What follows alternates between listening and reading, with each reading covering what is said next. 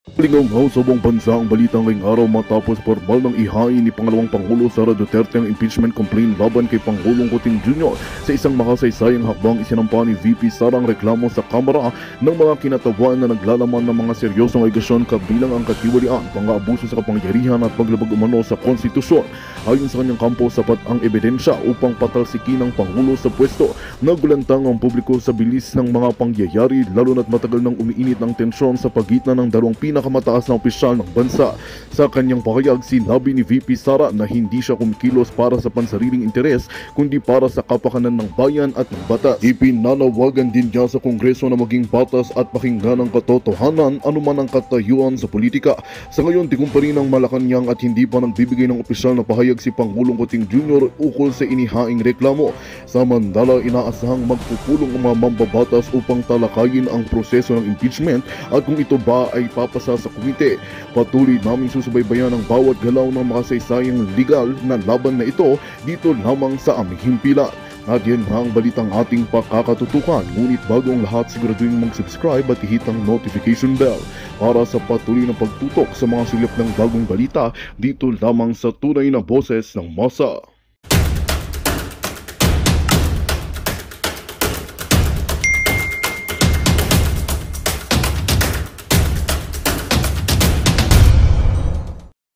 Galit na galit si Liza Canas, ayan. At ang mga ahas dito sa palasyo, bagsak ng 7% ang trust rating ni Bangag. Imagine from 52 naging 45. Ang laki niyan, sabi gano'n, in real numbers, nasa 7 million plus yan. Nasa 7M yan plus 55, sabi niya. Ibig sabihin, wala na 62 million ang wala ng tiwala kay Bangag. Alright? At sabi po ng kanilang advisor dito na si Mr. Mori, okay? Ito yung inulat natin dati sa inyo na may mga foreign may mga foreigner, okay, na ibang lahi na nag-advise kay Bangag in terms of yung kanyang performance sa pagiging bangag. Ang sabi dito na tigilan na muna ang mag-ama. Okay? So pinatitigilan daw muna. Sabi daw nitong Mr. Mori, tantanan niyo muna ang si Pangulong Duterte at si Inday Sara kasi the more na tinitira ninyo, the more na babagsak ang rating ni Bangag at mawawala ng tiwala ang taong bayan, which is true. 'Di ba? Which is true. Nakikita ninyo kung paano mag-backfire, 'di ba? Kung paano bumalik ang nagliliyab na apoy laban sa mga bangag. Okay? So now, mga kababayan, while waiting, na i-forward sa akin yung information na ang European Union ay nag-donate, ng karagdagang 1.5 million euro dito sa kalamidad na naganap sa Bagyong Christine. Okay? So mga kababayan, 1.5 million ang ibinigay na naman ng bansang ng European Union. Okay? So ngayon, nakita ba ninyo na ibinigay? And even before, I think that was I think from Bilyonaryo. All right? Ang sabi dito, the European Union nag-approve ng 1.5 million euro in humanitarian aid to assist those severely impacted by the typhoon, Tropical Storm Christine in the Philippines. These fundings aim to enhance relief efforts particularly for displaced individuals in the Bicol and Calabarzon region, mga kababayan. So alam mo, napakaganda ito dahil nagtulong. Pero tandaan ninyo, okay? Even yung bansang Amerika, okay? Ang bansa ko, na nagbigay kami ng 10,000 people, sabi ko nga sa inyo, ni isang pangalan nito, bakit naka-green screen yan? Wala naman akong green screen na. Virtual. Kaya pala. Okay. None. Wala tayong green screen today. Kaya pala. Anyway, so let's say for example, ito yung box ng na to.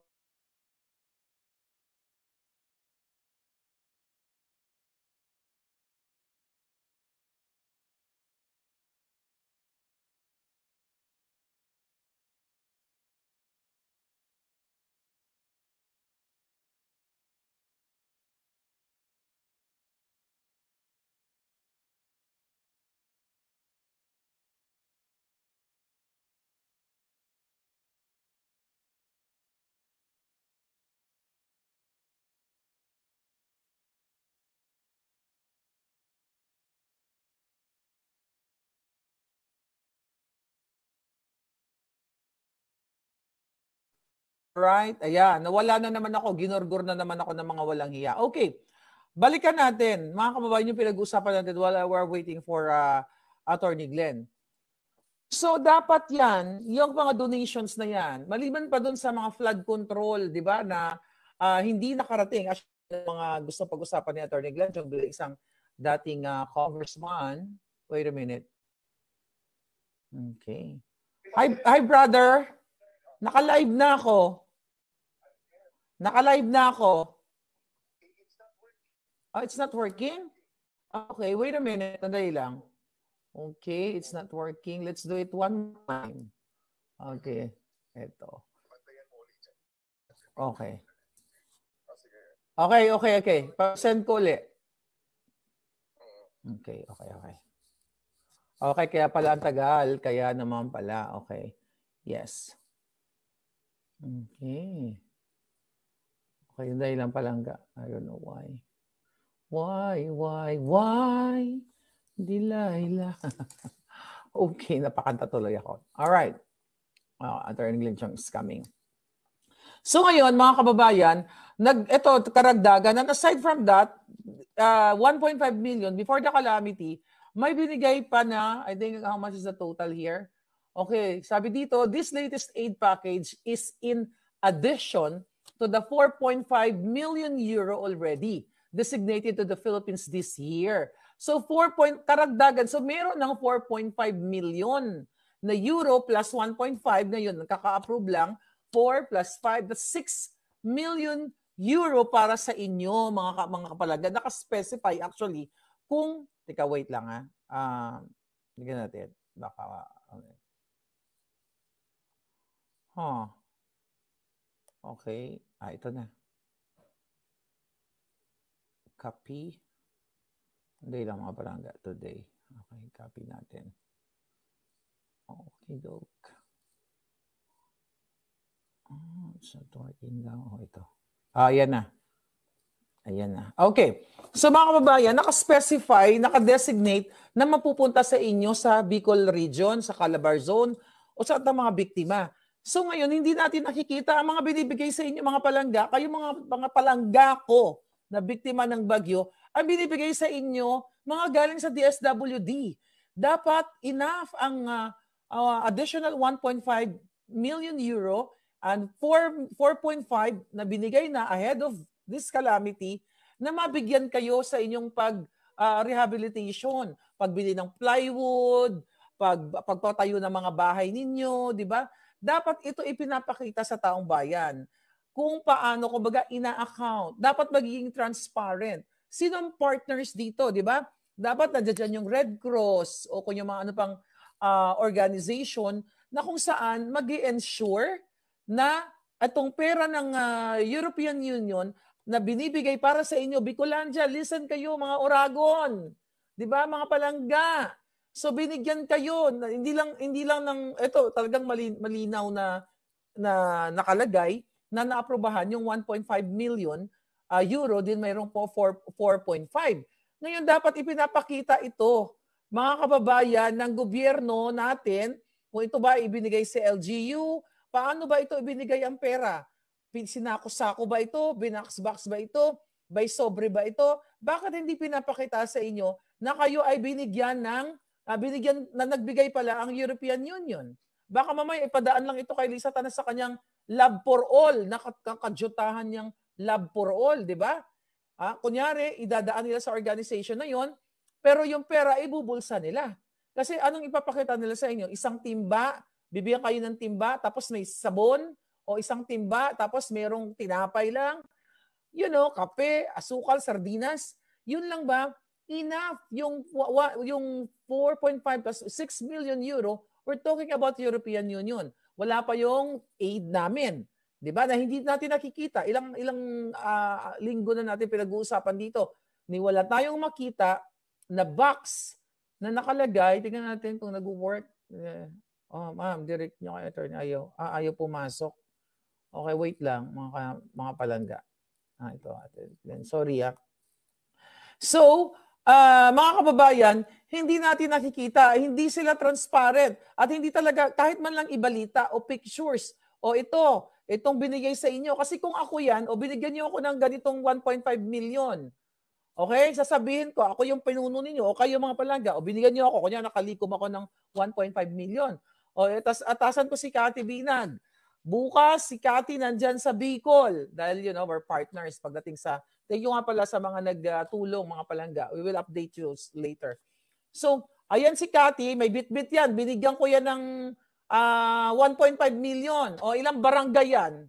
Ilang barangay, ilang tao, 50 mil kayo. Kasi hindi ko naman pera yan eh. Intended yan for you.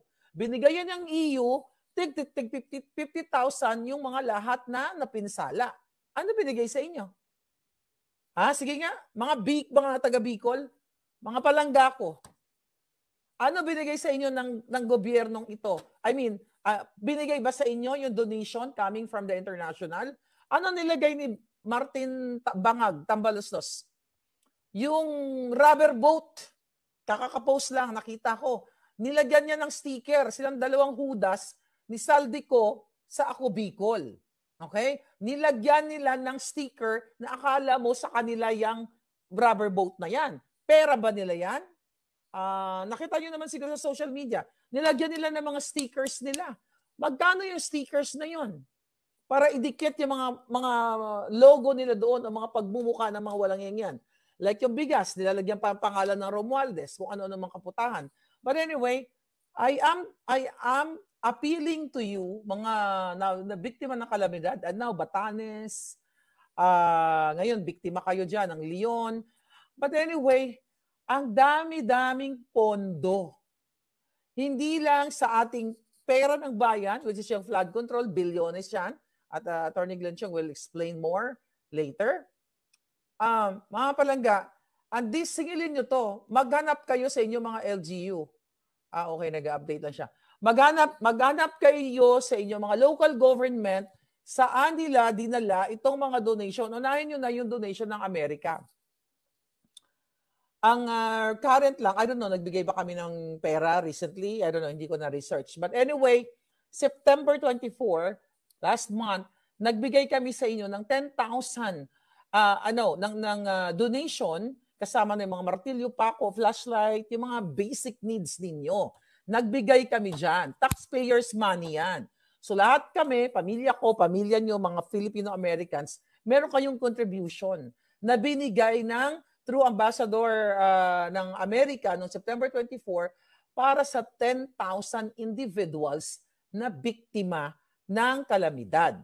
Pero wala kayong nakita. Dapat mayroong clear documentation na kung saan at itong mga binigay ng EU at iba pang mga international, iba pang mga bansa ay ma-account. Kaya dahil dyan, tawagin na natin yung ating kaibigang accountant.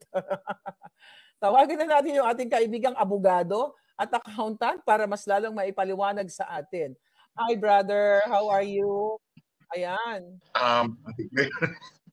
Pasensya na. Talagang init na init ako eh. Alam mo yun? I'm sorry, hindi pala updated yung Google Chrome ko. So, okay lang, brother. Di ba StreamYard works with Google Chrome? So, hindi siya updated. So, I need to update pa. And hindi niya siya automatic. So, anyway, my apologies. And thank you for having me in your vlog again. Ayan, namimiss ka na ng ating mga palangga. Na high blood na naman ang kaibigan mo. Everyday eyes. Sino bang hindi ma-high blood at care under these circumstances, mga kababayan? Yung mga kababayan natin binabaha, ang iba namatayan. And sige, Ate Claire, mga kababayan nga pala, magandang hapon po sa inyong lahat. Thank you for supporting Ate Claire by being here. Governor Alvarado ng Bulacan, maraming salamat po sa inyo. Governor Alvarado, thank you for being here, for watching us. Thank you. Ate Claire. Yeah. Okay, maituloy ko lang bago ka pumasok. I'm talking, Attorney Glenn, about yun nga, may nag-donate sa atin ang European Union ng additional 1.5 million euro intended dun sa mga biktima sa Bicol. Kaya ang sinasabi ko kanina bago ka pumasok na wala tayong nakikita, di ba? walang accountability, walang transparency na dapat, 'di ba, ang gobyerno or LGU magsalita, oh, this money na dinonate sa atin ng EU or kung saan mang bansa, eto ibibigay namin sa inyo, ganito kami, kayong lahat, kung ilan yung mga casualties, o I mean yung mga families na biktima, 'di ba dapat transparent. That sabi ko nga, Attorney Glenn, sa international donation pa lang, makaka-recover yung ating taong bayan dun sa mga perang yan. Pero wala tayong nakikita, 'di ba? Wala tayong nakikita. So, for sure, nag-aalab din yung puso mo dahil yung flood control ay kinontrol nila yung pera ng bayan din, 'di ba? So nung nakikita mo, Attorney Glenn, na nagkandamata yung ating mga kababayan, lubog talaga, ano yung nasa loob-loob mo during that time, kasagsagan? I felt a sense of revulsion, especially kahapon actually, at Claire, mga kababayan, because may nabasa akong balita that si Senator Amy Marcos is asking for investigation dun sa 133 billion 133 billion pesos na pondo ng flood control projects in Bicol region alone. That's alone sa Bicol region na. So himay-himayin natin yung 133 billion, Ate Claire, mga kababayan. So actually ang sinabi niya, 133 billion pesos was allocated doon sa mga flood control projects for Bicol region alone in the past 6 years. So yung 133 billion, 6 na taon yun. Including 2024. So bibilangin natin 24, 23, 22, 21, 20, 19. So yung 133 billion pesos na yan was allocated to the Bicol region for flood control, over 6 years. So yung 19, yung 20, 21, and part of 22 kay President Duterte yun. 2019, 2020, 2021, 3 years plus half of 2022. So 3.5 years kay Presidente Duterte doon. Tingnan natin ha. Tingnan natin. Basta buong amount, 133 billion for Bicol region for flood control over 6 years. Yes. 3.5 years niyan kay President Duterte. 2.5 years kay Marcos Jr. So, mas lamang ang kay Presidente Duterte 3.5. Kay Marcos, 2.5 lang. Okay. Yeah. So, out of that 133 billion, 32 billion of that for 2024, Bicol region. So, 32 billion. So, ang natira is 101 billion from 2019 to 2023. So, magkano? Kinumpute ko, ang computation dyan is 86.6 billion for 2023 and 2024. The last 2 years. Kay Marcos yan. 86.6 billion. Out of ang natira 132. is 46. Out of 133 billion, out of 133 billion, 86.6 billion the last 2 years, 2023 and 2024. Pero may share pa si Marcos sa 2022 kasi 6 months siya dyan eh. So, ang natira is 46.6 billion. So in other words, yung kay President Duterte, mas mababa yung pondo na dumaloy for flood control sa Bicol region, wala namang flood, wala namang dilubyo na dumating. Walang dilubyo na dumating sa Bicol region. Kay Marcos, twice over, 86.6 billion in just 2 years, binaha ng husto yung Bicol region. You see, mga kababayan, ulitin ko ha, sa 133 billion na yan, 86.6 billion minimum kay Marcos yan. Si Marcos ang nagpa-release yan. Panahon niya yan. 2023 and 2024. Hindi pa natin kinumpute yung 6 na buwan sa 2022. Sobra pa yan actually. So 86.6 billion minimum. Si Marcos na ang nagpa-release niyan ng flood control sa panahon na ni Marcos Jr. Ang kay President Duterte is kalahati lang. Wala pang kalahati at 46.6 billion. 4 years yan. 4 years yan ha? 4 years yan. May share pa dyan si Marcos na 6 months. Hindi ko alam kung magkano. So, ganito. Let's get the average. Yung 2 years ni Marcos, 86.6 billion. 2 years, divide by 2, 43.3 billion a year. Okay? 43.3 billion a year ang average ng flood control projects. Kay President Duterte, ang average is 11.65 billion. A year. So in other words, si Marcos was releasing flood control projects 4 times much more than kay President Duterte. Yung kay President Duterte, walang dilubyo. Yung kay Marcos, 4 times na nga yung perang ni-release, nagkadilubyo pa ngayon. And so you wala get pang the picture? Wala pang calamity preparedness, walang rescue operation right there and then before and during the baha, the dilubyo. Dito muna tayo sa pundo, Ate Claire. Kasi papapanagutin natin dapat yung mga mananagot, dapat managot dito. Ulitin ko ha. Out of the 133 billion, 133 billion yan ha. 6 na taon niya ni-release. 6 na taon ni-release. Ang 4 na taon, actually 3.5 years lang kay President Duterte, may share pa si Marcos dito, 46.6 billion. Ang average na disbursement sa panahon ni Pangulong Duterte for flood control projects in the Bicol region is 11.65 billion. On the other hand, kay Marcos, at 86.6 billion for 2 years, the average expenditure, the average disbursement ng flood control projects for Bicol is 43.3 billion. So ibig sabihin, mas 4 times, halos 4 times, yung perang nilaan ng Marcos administration for flood control projects in Bicol. And you see now the dilubyo.